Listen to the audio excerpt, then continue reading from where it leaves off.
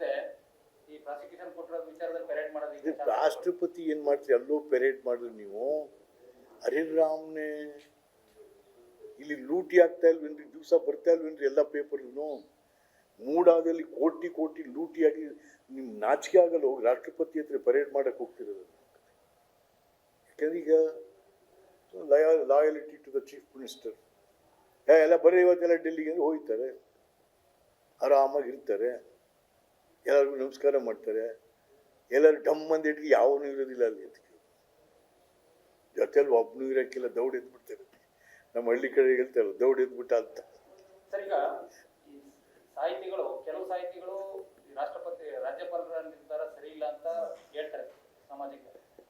ಅವರೆಲ್ಲ ಸರ್ಕಾರಿ ಸಾಹಿತಿಗಳು. ಕೆಲವರು ಹೇಳ್ತಾರೆ ಇಲ್ಲ ರಾಜ್ಯಪಾಲರ ನಿರ್ಣಯ ಸರಿ ಅಂತ. ಸಾಹಿತಿಗಳೆಲ್ಲ ಸರ್ಕಾರಿ ಸಾಹಿತಿಗಳು ಅಲ್ಲದೆ ಅವ್ರಿಗೇನು ಸಾಹಿತಿಗಳಂತಾರೇನ್ರಿ? ಸರ್ಕಾರಿ ಸಾಹಿತಿಗಳು, ಸರ್ಕಾರಿ ಮರ್ಜಿಲಿರೋರು.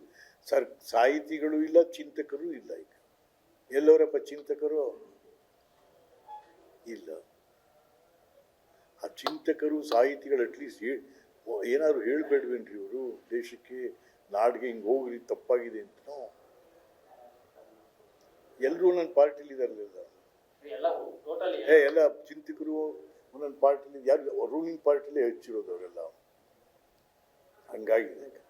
ಇಷ್ಟೊಂದು ಹಗರಣ ನೋಡ ವಿಚಾರದಲ್ಲಿ 4,000 ಕೋಟಿ ಎಲ್ಲ ಸಾಕ್ಷಿ ಸಿಕ್ಕಿದೆ ಒಂದಷ್ಟಕ್ಕೆ, ಆದ್ರೂ ಅಧಿಕಾರಿಗಳ ವಿರುದ್ಧ ಯಾಕೆ ಕ್ರಮ ಆಗ್ತಾ ಇಲ್ಲ?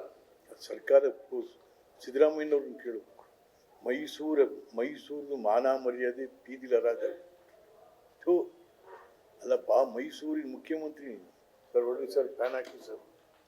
ಮೈಸೂರಿನ ಮುಖ್ಯಮಂತ್ರಿ ಅಲ್ಲರಿ ಏನ್ರಿ ಆಗ್ತಾ ಇದೆ ಮೈಸೂರಲ್ಲಿ? ಆ ದಿನಾ ಪತ್ರಿಕೆಗಳು ಬರ್ತಾವೆ, ಮಾಲಿಕೆ ಧಾರಾವಾಹಿ ಬಂದಂಗೆ ಬರ್ತಾವೆ. ಅಲ್ಲಪ್ಪ, ರಿಂಗ್ ರೋಡ್ ಆಗಿ ಎಷ್ಟು ವರ್ಷ ಆಯ್ತ್ರಿ? ಈಗ ಅದಕ್ಕೆ ಪರಿಹಾರ ಅಂತೆ 50-50ನಲ್ಲಿ. No. Thank you sir, thank you.